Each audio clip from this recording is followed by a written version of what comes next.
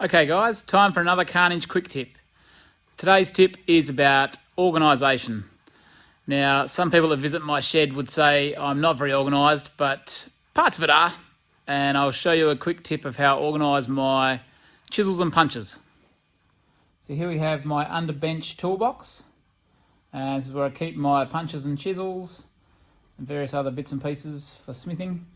But I'll just show you a little trick that I've just done.